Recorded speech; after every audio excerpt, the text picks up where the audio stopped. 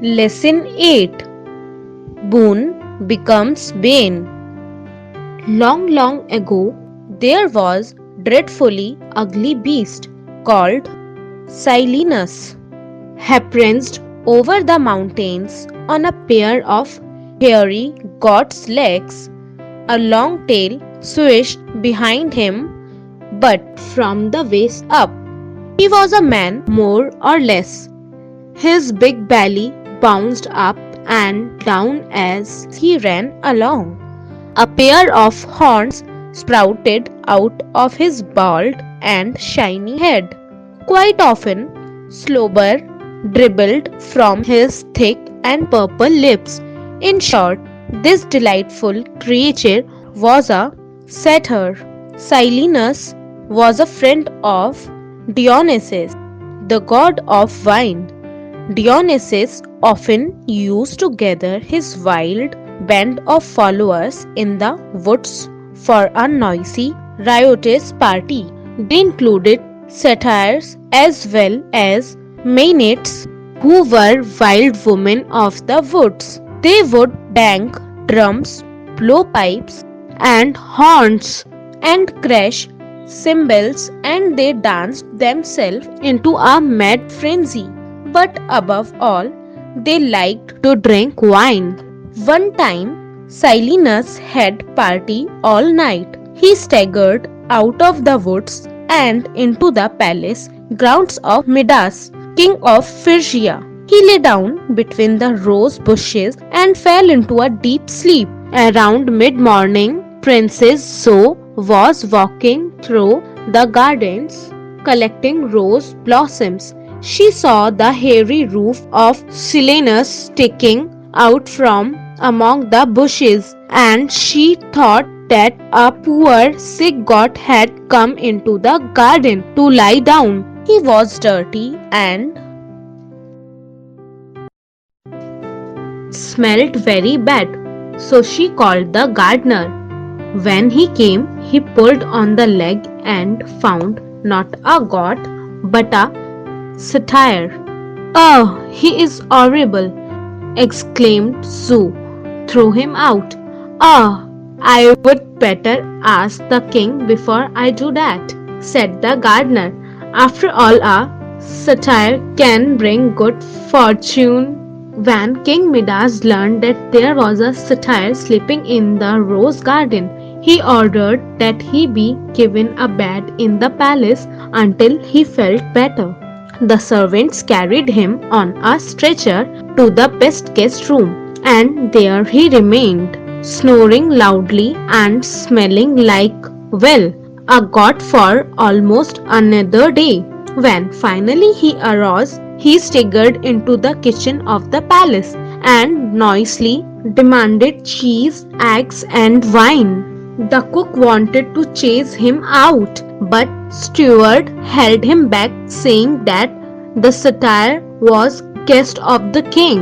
Silenus took the wine and went wandering around the palace, leaving dirty prints of his hoof as he went. When the queen saw him, she was horrified.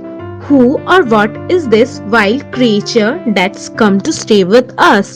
she asked the king. Midas replied that he was a friend of Dionysus and everyone must treat him with great courtesy. Although Princess Zoe and the queen did their best to stay out of the way of the satyr, King Midas entertained his guest, eating and drinking with him until late at night and playing music on the panpipes. All in all,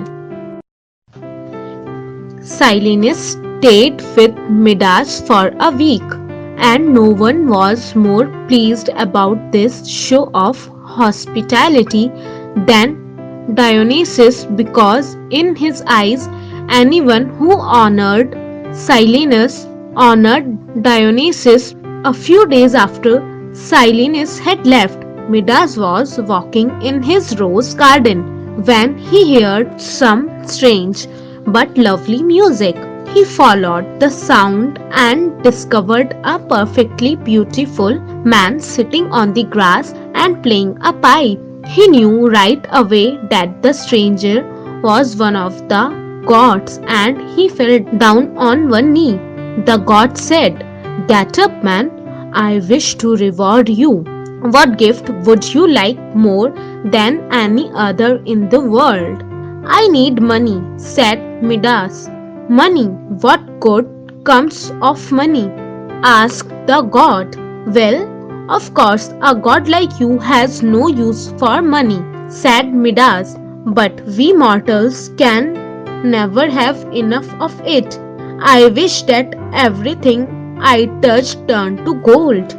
And although Dionysus thought it was a foolish wish, he granted it with the words, "Midas, all that you touch shall turn to gold." The god disappeared, and King Midas rejoiced in his boon. He reached out and touched a rose blossom, and it turned to gold. He picked up a stone, and that too became golden. Even a clod of earth became gold. He plucked an apple from a low branch, and it immediately became gold.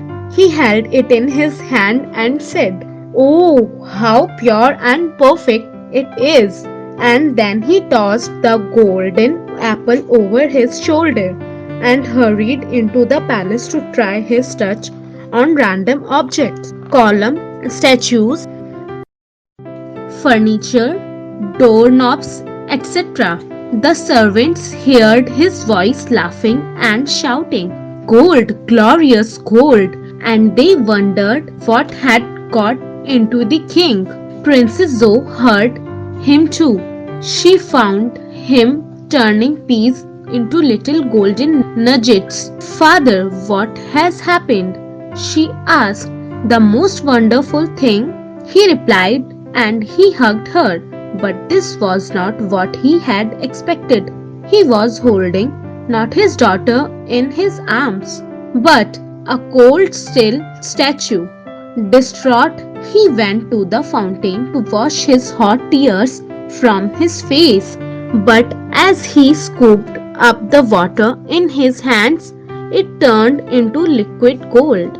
Now he realized the cruelty of his gift.